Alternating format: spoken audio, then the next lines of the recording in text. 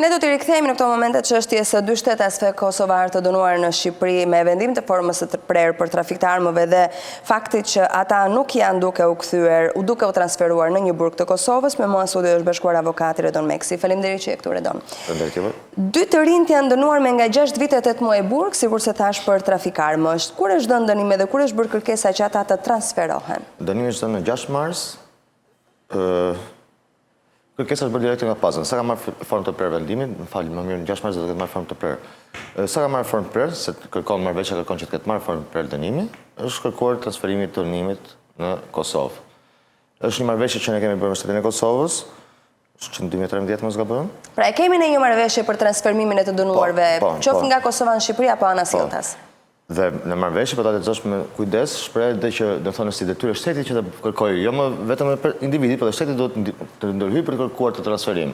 Se në fund fare ne ulim kostot të shtetit ton, duhet çuar shtetit të Kosovës në Kosovë dhe gjithashtu ulim kostot familjarëve të tyre që t'i kenë sa më afër fëmijët apo vëllezërit motrat në vendin ku jetojnë. Në Shqipëri, siç duket, Ministria e Drejtësisë nuk është përgjigjur ka 3 muaj. Ka një problem tillë, se drejtoresha, do të thënë drejtori që do të ishte në postën përkatës nuk është, pra nuk ka drejtor, është një drejtoresh komanduar Diana Stilo mos gabojmë, që ka 3 muaj që nuk përgjigjet. Dhe sa që shkojnë në ministri, një herë është në Strasburg, një herë është në Itali, një herë është diku tjetër, për përgjigje nuk marrim asnjëherë. Pra është një rast i veçantë se të çosh dhe veprën penale për çfarë janë dënuar dy të rinjt. Janë dënuar, do të thënë, në eni përkatës është 10 deri 20 vjet dënim. Të janë kapur me një pistolet dhe 5 plumba.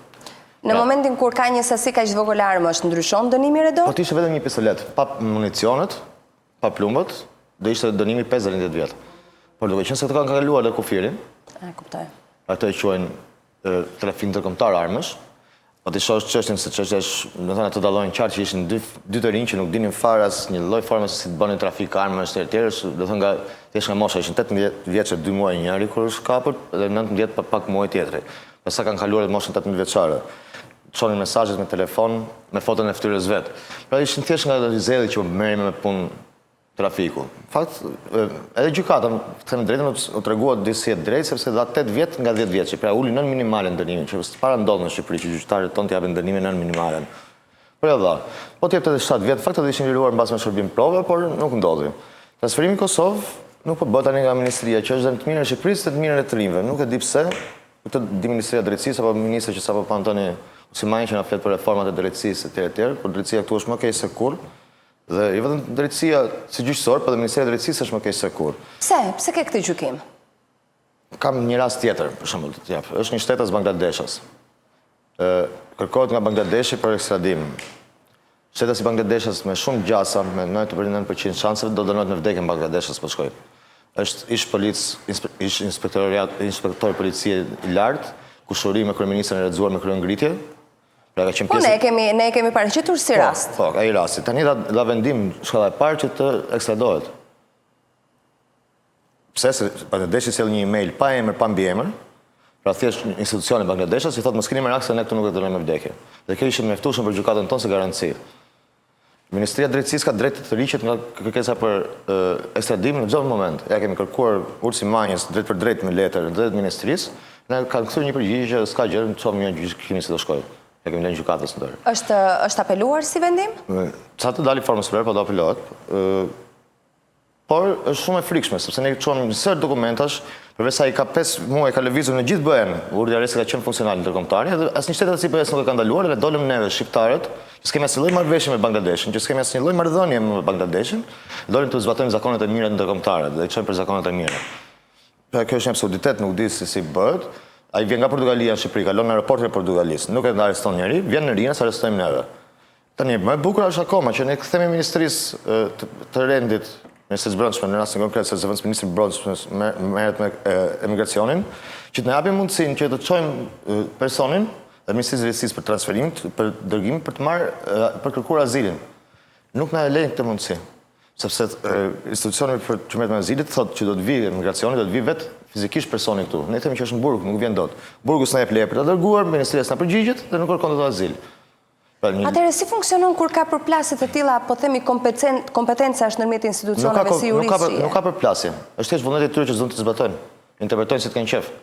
ligjërisht është në rregull, mund të vinte dikush edhe me shkrim të vi kërkesa ti e merr në shurtim. Pse do të vite fizikisht se s'bën? Ose kur e shef që është në pamundësi, shkon ti, po ti ishe në spital, ç'do të bëje? Do të çau nga spitali e shtrir atje, kjo është absurditet i shqiptarëve. Do të vi se s'bën fizikisht këtu. Është një çështje, do të thënë, shumë e dhimbshme, dhe është e sigurt se kemi prova që 80 kolegë të tij janë kapur në Bangladesh, janë vrarë pa gjyq. 80 policë të tjerë. Nga ana tjetër, para pak ditësh, para 4 ditësh se kemi vendimin dhe të janë nxorë nga një gjykat, partia ku ky bën të pjesë, ku është antar, është pa organizatë terroriste nga Bangladeshi, pra partia kundërshtare. Dhe këto pra thonë s'ka gjë, do të shkojmë se na kanë dhënë këtë garancinë, të letrën pa emër, pa mbiemër, pa asgjë. Ndërkohë, dua të rikthejmë përsëri rastit të kosovarëve. I dënuari mund të paraqesë ose të dënuarit në rastin konkret, mund të paraqesë një kërkesë për transferim si në shtetin dënues edhe në shtetin zbatues dhe konkretisht kërkesa ku është depozituar dhe përgjigjja 4 muaj në mos gaboj që nuk merret nga Ministria e Drejtësisë. Ne kemi dërguar kërkesë dhe në Ministrinë e Drejtësisë tonë dhe tek Ambasada e Kosovës. As Ambasada e Kosovës nuk është përgjigjur, pra Ambasada e Kosovës është më shumë për dieni, sepse ajo fillon procedurën e saj pasi Ministria jonë vazhdon nis komunikimin me ta. Por ne vëmë për dieni që mbas edhe Ambasada e Kosovës vinte ta shtyn të pak Ministrinë tonë Drejtësisë vepronte më shpejt. Nuk ka bërë asnjë reagim. Po si shpjegohet kjo? Se në rregull, jam dakord që mirë kuptohet, po themi veprimet e institucioneve shqiptare në këtë pikë. Po Ambasada e Kosovës? Shko, ato do të bënin me vullnet, jo se kanë një detyrim. Detyrimi atyre nis kur Ministria e Drejtësisë nis kërkesën për transferimin e dënimit. Pra atëherë ato marrin dieni zyrtare, po themi për ngjarjen.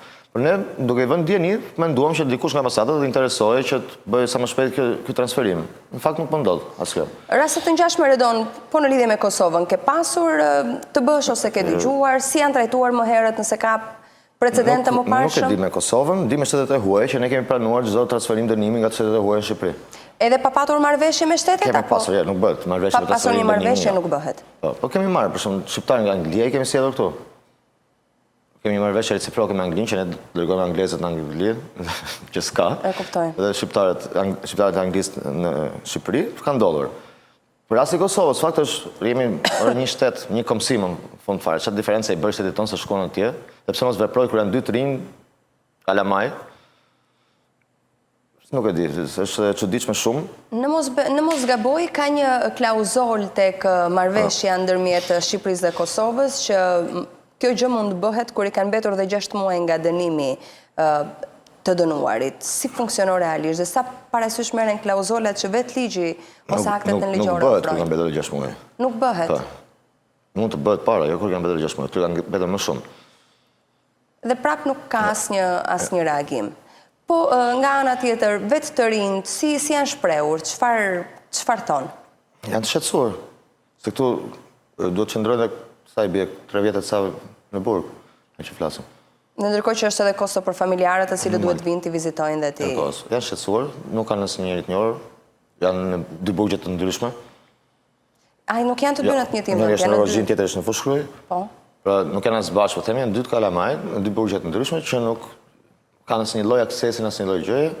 Në prindrit vinë shumë rrallë, apo të afërmit vinë shumë rrallë se kanë kosto të larta. E kuptoj. Presin me ngut të transferohen në Kosovë, po Ministria jonë ka punë të tjera. Mendoni që të gjitha këto janë, po themi, produkti reformës në drejtësi, apo tani po dalin në pa? Jo, ke rasti konkret nuk ka lidhje me reformën në drejtësi, është Ministria. Është e gjitha ndorë Ministrisë. Gjykata veproi, do të thënë, shumë më mirë se unë shpresja.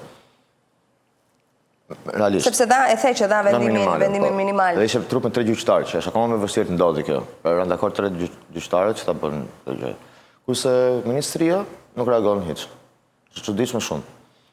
Kemi shkuar mbi 5-6 herë pak në këto 2 muajt e fundit, të 3 javët e fundit të 2 muajt, në Ministrinë e Drejtësisë dhe nuk gjendet ministri. Ajo drejtoresha. Nuk gjendet asnjëherë nuk është aty prezant. Në kushtet që ndodhen i Redon, çfarë veprimesh të tjera mendon se mund të bësh sa i takon kësaj zgjidhjes së kësaj situate duke qenë se Ministria nuk reagon? Për zgjidhjen e situatës nuk kam asnjë veprim tjetër çfarë të bëj. Mund të bëj tjetër gjë, që të shkoj të kallëzoj drejtoreshën. E kuptoj. Por jo se zgjidh situatën, thjesht nxjerrin natin tim për të thënë këtë reformë. Pra të gjitha veprimet ligjore dhe lëvizjet ligjore janë realizuar dhe janë kryer. Thjesht pritje tani është koha. Ka kaluar çdo afat, por prapë presim. Dhe në kushtet kur kalon çdo afat, kush më përgjegjësi? Ai që ka thyer afatin, në rastin konkret drejtoresha Diana Stillo, si. E kuptoj. E kuptoj. Faleminderit Redon që ishe në studio.